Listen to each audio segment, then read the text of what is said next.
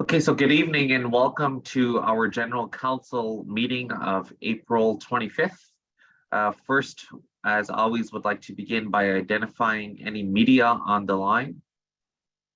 Terry, just a sec, hang on a second. Yeah, David Moses from CKRZ-FM. Good evening, David.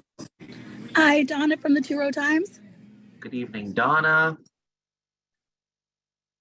Okay, I'm not seeing any representatives from the Turtle Island News, so that will read as CKRZ as well as Two Row Times. The next item is our adoption of our agenda. Looking to any additions or deletions to the agenda, and if not, looking to a mover and seconder to adopt. Moved by Audrey, seconder. I'll second that. Melba. Seconded by Melba. Thanks, Carrie. All in favor? Any opposed? Seeing or hearing none, motion is carried. We do have a delegation joining us this evening. Mi'kmaq activist, mother, midwife, researcher, Diane Simon, would like to welcome and say, scan out Sago. Good evening, Diane. I see your recommendation on our agenda here. So just want to welcome you, and I'll pass the floor over to yourself to do an intro and just a high-level overview and background to your matter on the agenda. So welcome. Thank you. Gwe Nindalisi Diane Simon. I am Mi'kmaq. I'm a registered member of Fort Folly First Nation in New Brunswick. I am a trained midwife. I graduated from the midwifery education program in 2013, and I then went on and got a master's in public health from U of T. I just want to also apologize. I'm just recovering from COVID. I ran in the Boston Marathon last week, and I got COVID as a souvenir. So I'm gonna do my best.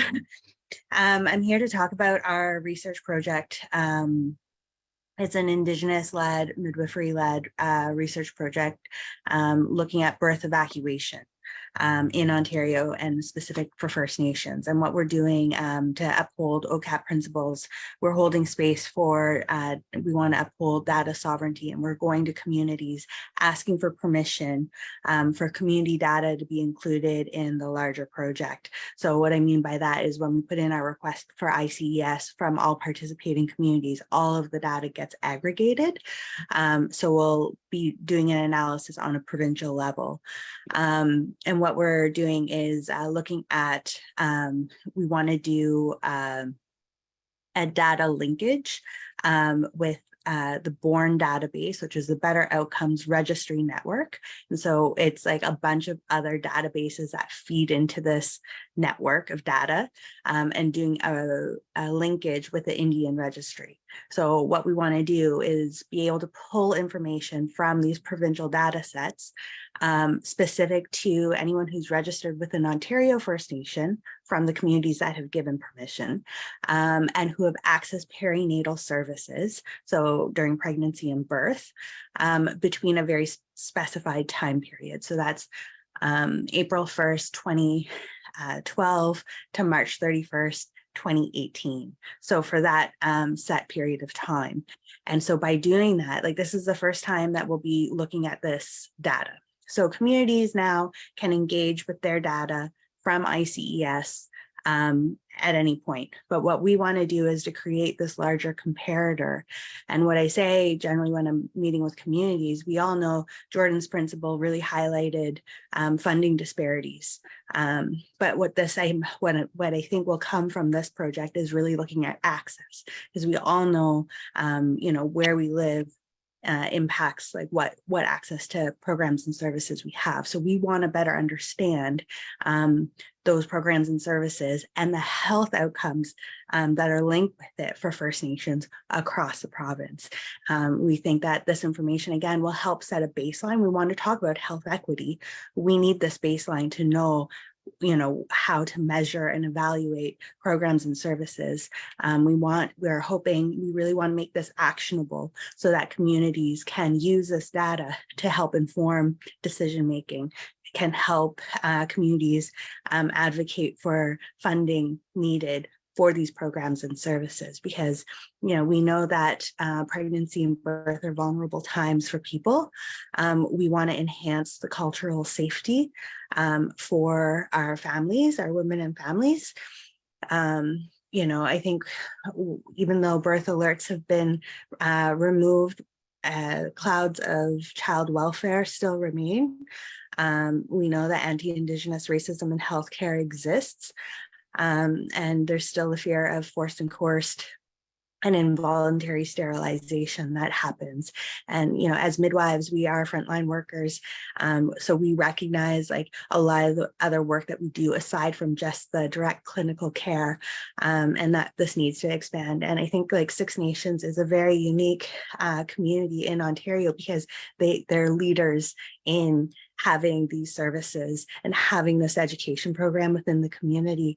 And also like based on the size, in terms of their capacity to engage with research. I think that leadership is very important.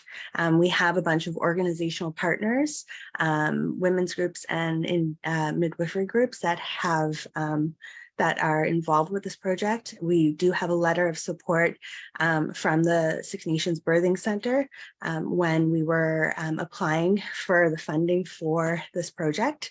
The principal investigator, Dr. Jennifer Leeson, is Indigenous, and she's based at the University of Calgary.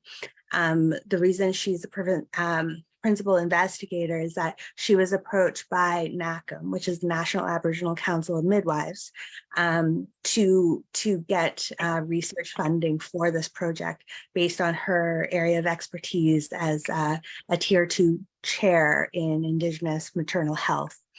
And so she is partnered with the Association of Ontario Midwives, who already, has a lot of existing relationships in terms of building Indigenous midwifery across Ontario.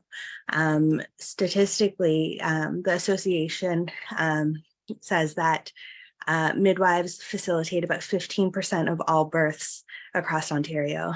But even without being able to look at this data, we know that First Nations are not accessing these programs and services to the same degree as the rest of the province. And so again, in terms of wanting to achieve health equity, we need to have these baselines to be able to set the goals of what we need to achieve and the funding that communities need to get us there. I'll take a breath. Is there any questions so far?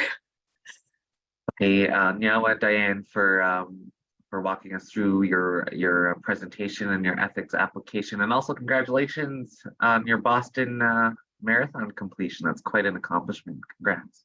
I do see Councillor Greg has his hand raised. Over to you, Greg.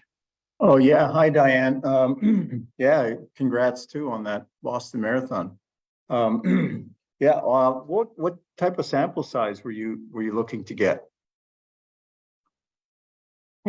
So I'm going for as many communities as possible. So I've been engaging and I've been outreaching to every community. Some on a PTO level, like I've been going based on existing relationships through the Association of Ontario Midwives. So some on a PTO level and then others at the community level. I want as many communities as possible. I feel like every community has a piece of this puzzle, and the more of the pieces, the clearer the picture we're going to get in terms of understanding health and well-being for First Nations in pregnancy and birth. Yeah, sure. Sorry, Diane. Go ahead, Diane. Sorry. I was just going to say, and I think for a lot of communities, it's been hard for them to advocate for midwifery because they don't have a memory of it, right? Or like the status quo is just so established that you leave the community to have your baby. But we know, especially in more rural areas, small hospital closures, physician shortages, it's making those that traveling farther, and it has an impact. And so that's what we want to better understand. and looking at this data. Again, this data has been collected already. We've never looked at it though. So I think this also can lend itself, like the information from this project is going to be amazing, but I think also it lends itself to this larger population health surveillance framework for First Nations across Ontario to really start engaging with data. Because you mentioned there's a difference in healthcare access from different areas of the province. Are you going to separate, like do it in demographic? Are you going to separate? Is there a difference between the south and the north in terms of healthcare access, and how that affects their overall health? Is that going to be one of your topics? Yeah, well, it's going to depend on how many communities give permission for their data to be included, because protecting privacy and confidentiality are really high. So if we can't ensure that a community's privacy and confidentiality can be maintained, then we can't and won't organize data that way. So we are bound by confidentiality and privacy protocols that are in place with ICES. So if a cell size is too small, it's automatically excluded. We're not going to be looking at that at community level data. So when we have our permissions and we put in the request to ICES, all of the data is aggregated. So we don't even see community by community data. So at the completion of the analysis, when we go back to communities to review, to do the analysis review, but ahead of any publication, we are willing and able to work with community to help create those interfaces with ICES. So ICES can create an interface of community data with the provincial data. Again, and if PTOs decide on a PTO level that they want their data presented that way as well, we have that flexibility. So really we want community input in terms of how to make this data and information most useful for community, because we want to make sure that this is meaningful and actionable, because we want to improve access to programs and services, and namely like midwifery. Good, thank you. Okay, now for that, Greg, and your responses, Diane. Over to you, Audrey. Yeah, welcome and congratulations to for your completion of the Boston Marathon. I think that's wonderful. I had a couple of questions. The first one is who owns this project, and what access do Six Nations have to the data, and I guess how it's going to affect us. That's one. And the other one is, did you do any include postpartum blues in there, depression? What's being done for it? Is it more prevalent in the hospitals, or is it? I would suspect that it's more prevalent in the hospitals and not with midwifery. And because we do our Haudenosaunee ceremonies here, and I think it would be a softer, gentler way for the baby to come into the world. So Nyawa, if you'd answer those, I would appreciate it. For sure. Yeah, no, so the time period that we're looking at is throughout pregnancy, intrapartum, birth time, and up to around 6 weeks postpartum, because that's the time frame of the typical midwifery care model. So we want to kind of keep that as a constant in terms of the data. In terms of like the ownership, this is community owned. All the communities that are participating, we again, wanting to engage with communities for the data sovereignty, even ahead of the data governance. We want permission from the community to use their data. We want to make sure we're trying to figure out, again, in terms of the analysis, so the data itself always remains within ICES. We're going to be doing the tabling and the analysis of the information that they give us. So from there, we're trying to figure out where do we store this data? Because so typically research is always held within institutions, and this is something that we want to not do. And so this is something we're trying to troubleshoot. And I know I've been reaching out to different Indigenous researchers, even within Six Nations, what do we do with the data? Because there is a gap that exists nationwide. Where do we store this? So we're trying to come up with, solutions.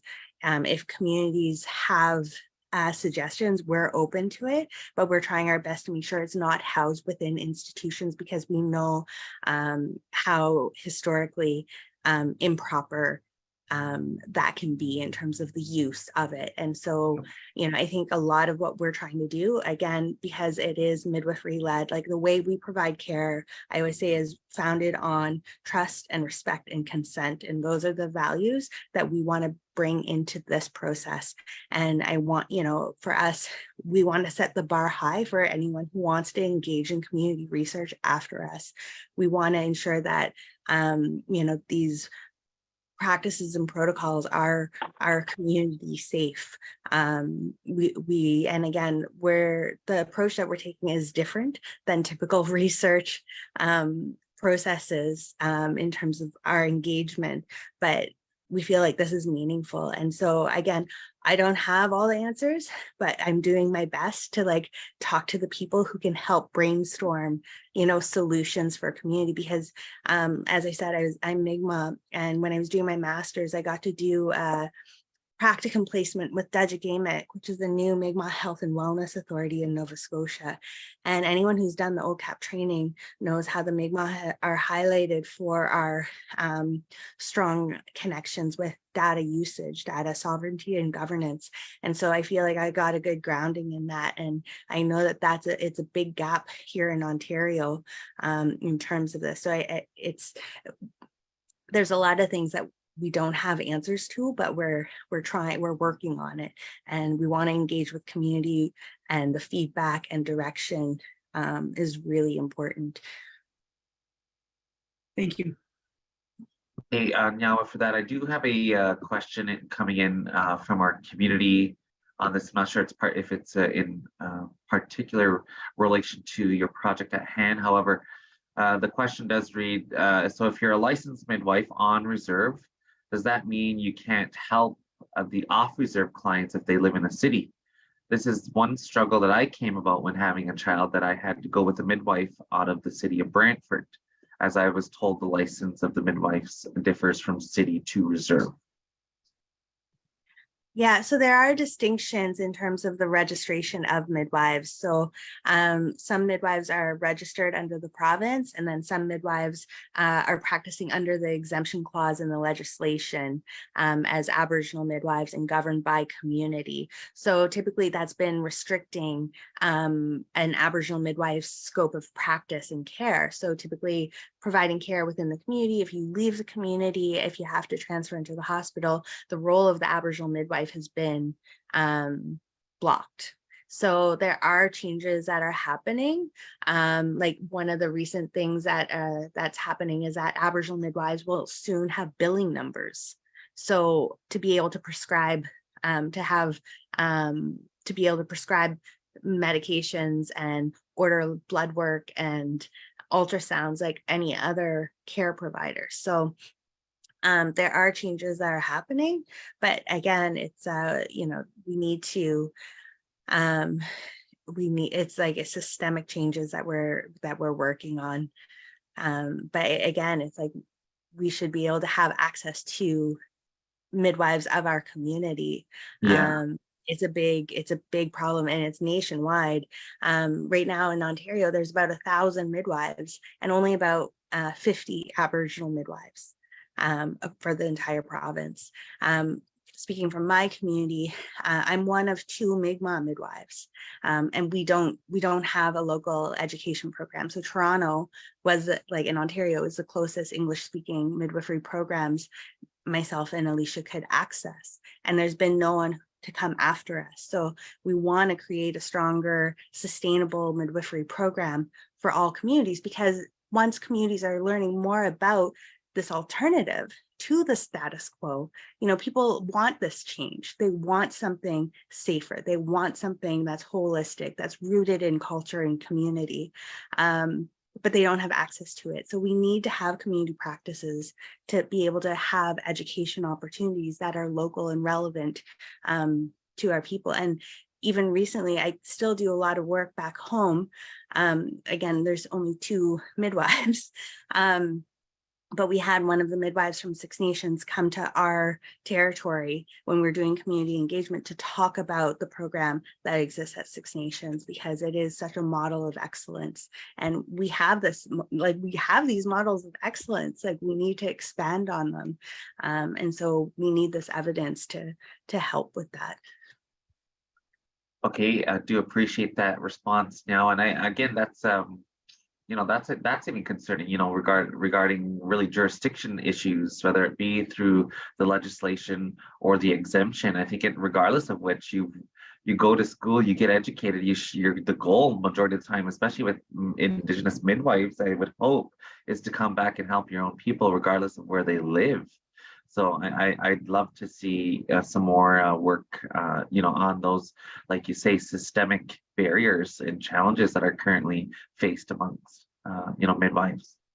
And we're going to get some of this information by looking at this data, like where are people having their babies, right? And in relation to where they live, how far are they going, or how many are urban? Like there's a lot of information that we've not looked at. And again, this data exists in these data sets. We've just not actually looked at them. And again, I feel like, everyone when I talk to about this work that I'm engaging with every community in Ontario, everyone's like, oh, that's going to take years. And I'm like, okay, it's going to be a slow process, but it's meaningful, right? And I really feel like Aboriginal midwives, if anyone's going to lead this work, I feel like, yeah, we're in a good position to do that, because pregnancy and birth happen everywhere. And if we don't make changes, nothing's going to change, and we need those changes. Right. Like there's so much healing that can come from it. We know that pregnancy is such an opportune time to intervene, provide programs and supports for families. And so we need to understand better what those programs and services are. Most definitely, Nyawa, for that, Diane. Is there any further questions or comments for Diane's ethic application? Again, just for those online, it is titled Exploring the Economic Cost of the Evacuation of the Social Cultural Benefits of Indigenous Midwifery in Ontario, is her application title. Further questions or comments from council? Okay, I'm not seeing or hearing any at this point. So at this point, I will call for a mover and seconder. Is there a mover? It's moved by Audrey. Seconder?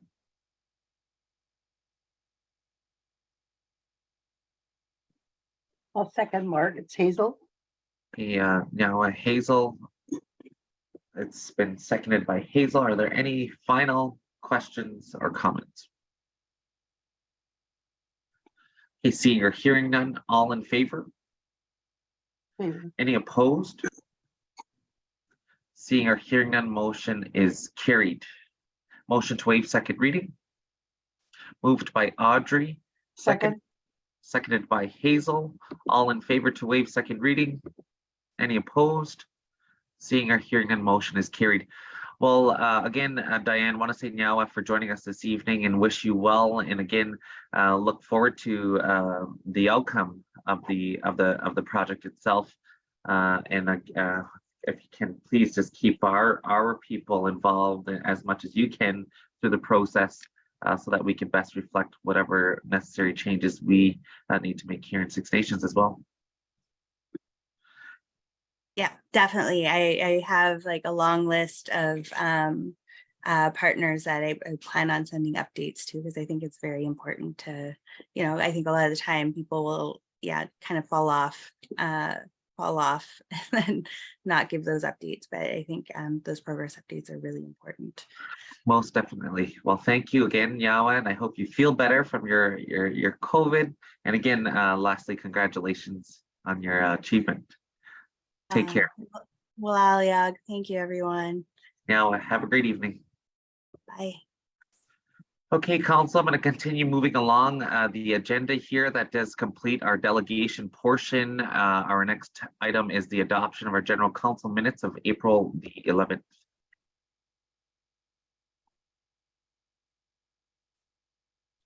moved by Helen, seconder, I'll second Melba. seconded by Melba.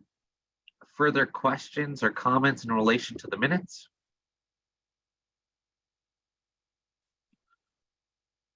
Okay, seeing or hearing none, all in favor? Any opposed? Seeing or hearing none, motion is carried. Under our council reports, I know we had a quite extensive meeting yesterday on political liaison, so there's a few forthcoming reports, one from the AFN, just in terms of the resolutions, and as well as the Iroquois caucus. And again, we'll look to work with councillors in terms of their meetings attended and pulling any political advocacy and really any community information needed throughout any of their meetings attended. Looking into scheduling and updates, I know we're getting quite busy at the chief's office.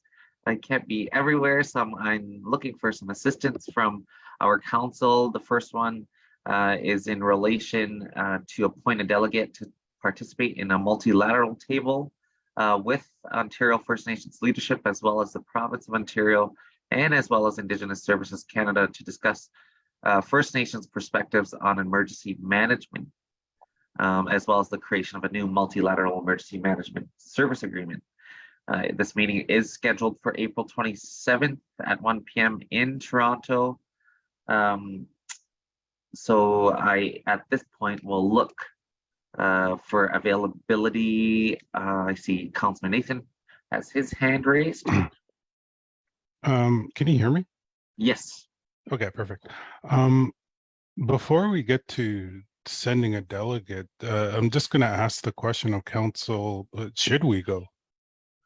Well, it came through the office, and to be honest, we had that same question as well, but I think we should, at the minimum, like, as we usually do, go to meetings at times and really highlight that it's not be misconstrued with consultation, but rather we're here as information. So I'm wondering if we do send a delegate, that we maybe take that position at this time. And even just a suggestion, and council can push back if they want, but even a technical delegate, so that, it's not political. Sure. And having a technical delegate there to bring back the information, and then we can make an informed political decision once we get the info. Just a suggestion anyway. I think that's discussion. Yeah, I think that's a good suggestion as well. I see Councillor Helen has her hand raised. Yeah, I was questioning similar, I guess, to Nathan when I seen this. 'Cause I thought, is this the first step in transfer of emergency management? Because I think that's the first one they're taking on to transfer, because we know the AFN's got all their money. So I don't know what role they're playing in this, but I would be, I think it's good what Nathan's saying, to send somebody there just to find out what's going on. Sure. So just on that note, then I'm wondering if I could check in with Darren Jameson. Darren, do you think it's best, like, say, from a technical perspective, if our fire chief, our emergency management coordinator, Ashley Russell Taylor, is available to attend this session? Looking for your advice on that. Yeah, well, he would be the first person that would come to mind. I think what I agree with the discussion, just in terms of the intention. What is who's like, where's the strategic elements to this? Like, for me, I would like to do a bit more checking on it as well. But certainly I can bring in my team, like Holly as well. Holly's on the call tonight, and working with Ashley on it specifically. So I think we'll do that, but I can make that commitment to investigate a little further and update council in terms of our participation. I'm just a bit hesitant. I don't have enough information about it. Yeah, I agree. I think that, though, we should still at least gather that information at this first meeting. I think that will help inform our next steps at a council level discussion. Okay. So maybe what we'll do then, council, is if we could just leave it both between Darren and Chief's office, and we'll get someone there with that position. So we don't necessarily need a motion to that effect at this time, and we'll do a follow-up to this meeting. The next item then is in relation to a visit happening from the Hamilton Oshawa Port Authority. Their executive team is looking to visit on June 1st to the Cheesewood Park. This includes a guided learning off the land tour. The short form, the HOPA, the HOPA team, is looking forward to this visit as part of an ongoing effort to incorporate Indigenous knowledge into the stewardship of the port lands and the pursuit of our trade and transportation mandate. So looking for if there's interest in this. Again, this is just welcoming them as well to, I believe they're already forthcoming on this, and Tammy, correct me if I'm wrong. Tammy, if you want to just chime in on this piece. Yeah, that's correct. They are already scheduled to attend. It's just they were hoping to get a political rep to welcome them to the territory.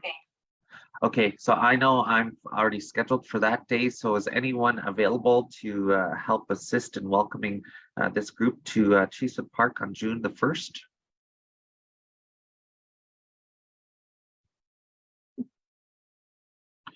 I have to take a second to look at our schedules. Helen? So it's HOPA that's learning off the, getting the learning off the land tour? Yes. Oh, From our staff at Cheesewood Park. I'll go. Okay, thank you. Unless Now somebody else wants to go. I I'm don't not want to be taking the opportunity away from somebody else to go. seeing any hands or voices, so I'll look to a motion mover and seconder to have Helen attend the welcoming on June the 1st at Cheesewood Park, moved by Audrey, seconder, I'll second Sherilyn. seconded by Sherry Lynn. All in favor? Any opposed? Seeing or hearing none, motion is carried. The next one, this one is the on the AFN, on the national health legislation. This one's quite a big one. I think we can have a few individuals or a couple counselors even attend this forum, which is happening on May 31st and June 1st. It's in Toronto. I will be, again, this is the same, around the same time as ourselves hosting the Iroquois caucus. So that's where I will be. If I can squeeze the June 1st, I know there's a OFNLP AGM that day as well, which I believe a counselor is already delegated to attend. But I am looking to have representation at this forum. Nathan, over to Audrey. Yeah, if no one else wants to go, I can volunteer to attend this. And also would appreciate if council would do a position. Am I opposing? Am I for it? No, yeah, What do I for do? sure. Actually, Nathan, I believe, again, given her availability, because I know she's been going through some family matters, our health director is also going to be there herself, or if not, Okay. in replacement, sending a delegate on behalf of our health services. So we would connect you to and any other counselors that would be attending this forum. Okay, and is it like a decision making? Is there a proxy required, or is it just info? Okay, Tammy, can you confirm if there's a proxy requirement?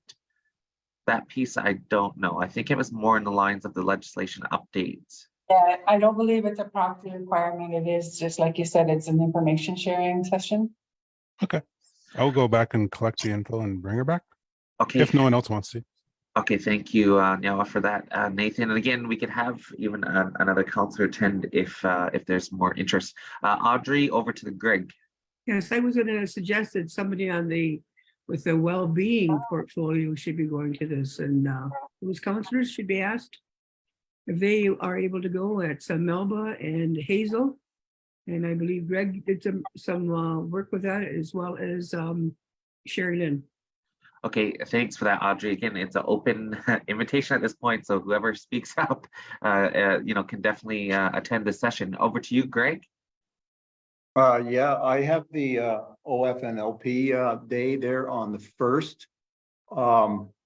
Would it be of any benefit if I attended one day? Because it's a 2-day event, right?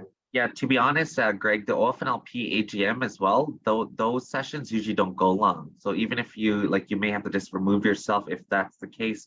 If you're interested, you may have to remove yourself from the forum for like an hour because the AGMs usually don't take too long. Oh, okay. Well, I'd be willing to attend and try to do just as you said. Okay. All right. So I'm not hearing any other hands or It's voices. Melba. Oh, sorry, Melba. Yeah, it's Melba. Yeah, I think it's necessary too, like Audrey said, you know, we're responsible for the overall care in many areas, so I think it's necessary for both Hazel and I, if she's available, to attend. Okay. Thanks for that, Melba. Hazel. Yeah, and you said that's when we're scheduled to host the Iroquois caucus, and I'll be attending that meeting. That's right. Okay, so while we do have, again, Council, we have Melba, if you're still interested, I don't see an issue with yourself, Greg and Nathan attending, as well as some of Okay, our yeah, health that's staff. fine. Okay, so that being said, That's then, okay, thanks for that. And Hazel, thank you for assisting us with the Iroquois caucus during that time. So Council, I will look for a motion then to have Councilors Greg, Nathan, as well as Melba attend the health forum. Is there a mover and seconder to that effect? Moved by Helen, seconder. Second by Audrey. Further questions or comments? I think, and again, this is quite a heavy forum, and as we know, there's lots of movement, so it's kind of nice to have a bigger delegation at this forum. Okay, it's been moved and seconded. All in favor? Any opposed? Seeing or hearing none, motion is carried. Okay, I'll look to have second reading waived on the two previous travel resolutions. Moved by Helen, seconder. Second by Audrey to waive second reading. All in favor? Any opposed? Seeing or hearing none, motion is carried. Our health day retreat, as you know, was Mark, yes, Helen. you had one on the email asking somebody to attend something. And I said I would go if nobody else wanted to go, but now I can't remember what it was. No, I can't either. But Tammy. it needs to get, what is it? I can't remember. Okay, 1 second. Let me check in with Tammy. I don't remember. I don't know. I can go back and check the emails or if you copied me. But I Yeah, don't remember it either. I just read it yesterday. It just came yesterday and I forgot already. well, it makes two of us, Helen, so don't But I feel said I so. would go if nobody else wanted to go, but I can't remember what it was. Okay, let me look through the emails just to confirm, because I know there's so much scheduling coming in over these last few days. So let me look to that, Helen, and I'll get back to you. Just going through the agenda though, the health days, our retreat, as you know, it was rescheduled due to a number we had people with COVID.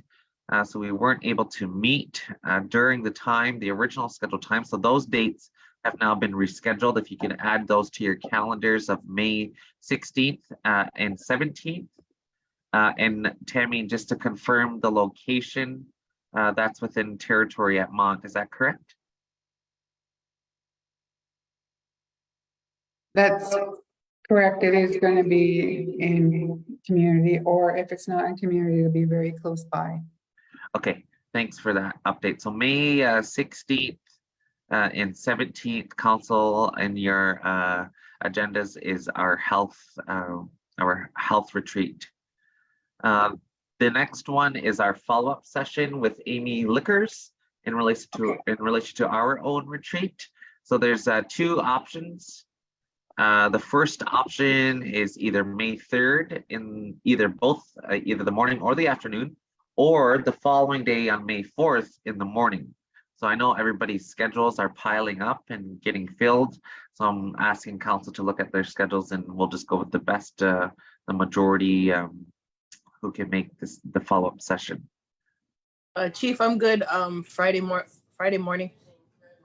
I mean, the 4th, the Thursday morning. May 4th morning. Yes. Okay, Sounds does that good. work for Yeah. everybody else? Audrey? Sorry, Audrey, you're on mute.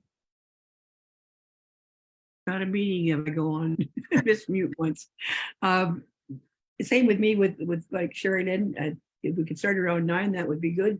I Sure. do have a meeting in the afternoon. Yeah, so we wanted to do like a 9 into a lunch. So we'll say 9 till noon on the 4th. So if we can add that to your schedules as well. And thank you. We'll confirm that to Tammy. So that's the 4th in the morning. Helen. I found it. It's to go to that meeting with the town hall meeting with Mayor Bentley. Oh my and gosh, yes. So I said I would go if nobody else wanted to go. Okay, so that's in Cayuga, and in fact, I want to. Is this relating to that email I wrote about that thing going on at Nanico? Yes. I'll go to this then. Okay, we'll look to a motion then, Helen, for yourself to attend the town And hall it's in June, Cayuga. It's at the Cayuga Administration Building. it's tomorrow. So actually, it's Thursday. Oh, It's Thursday at 6 are you p.m. sure? Because this says Wednesday at 6 o'clock. Yeah, I think that's my typo. It's actually Thursday, Okay. and I'll work with you Oh, off the that's my line. bingo night. Uh, That's my Jacassa bingo night. I'll look to a mover and seconder for Helen to attend the town hall from council. Is there a mover? I'll move. Moved by Helen, seconded by Hazel to have Helen attend the town hall session. All in favor? Are you sure it's Helen? Can she move her own motion? It was I think it was Melba. Melba. It was who got in there. Melba, sorry, moved by Melba, seconded by Hazel. Okay. Thanks, Audrey. All in favor? Any opposed? Seeing or hearing none, motion is carried. Helen, so I'll work with you. I know Christopher's got a little bit of information as well in relation to the update on our CAP team. So there may be even something of a letter or some sort of position paper that we'll get you to voice. Yeah, I need some kind of ammunition. Yes, so we'll get that to you. So between Christopher and I and our CAP team, we'll have you fully briefed and prepped prior to going there. Okay, council, the next item is upcoming events. As noted earlier, our May 1st is the kickoff to our community awareness. And that is the First Responders Breakfast, which is hosted by ourselves, both chief and council. It's at the community hall starting at 10 a.m. until 12. So we'll have to put that in our schedules for anyone who's able to attend and help us serve our first responders at the breakfast. That also, again, is our general finance. However, we are moving the finance to the afternoon due to the breakfast. So that will take place at 1 p.m. general finance. As well, again, May 26th, this is the finale to community awareness. So our council is to host our barbecue at Central Admin, and that is from 11 until 3. And we usually do the serving at that as well. So the May 26th, if you can add that to your agendas. The summer break, we've just wanted to add this for your information on July 30th. It is happening this year to August 7th. So there will be no general council or finance or political liaisons scheduled during that time. It's not August 7th. July 30th to August 7th. Yep. Sorry. Am I going crazy or Audrey? Yeah, August 7th. Yeah. You're not And as going well, crazy. we talked earlier about the ordering. We're prepping for bread and cheese on the 22nd. So that's all of council as well at our bread and cheese celebrations to assist in the setup and the distribution and giving out our bread and cheese to our members and community. So we have a busy time coming up, as everyone can see. There's a lot happening.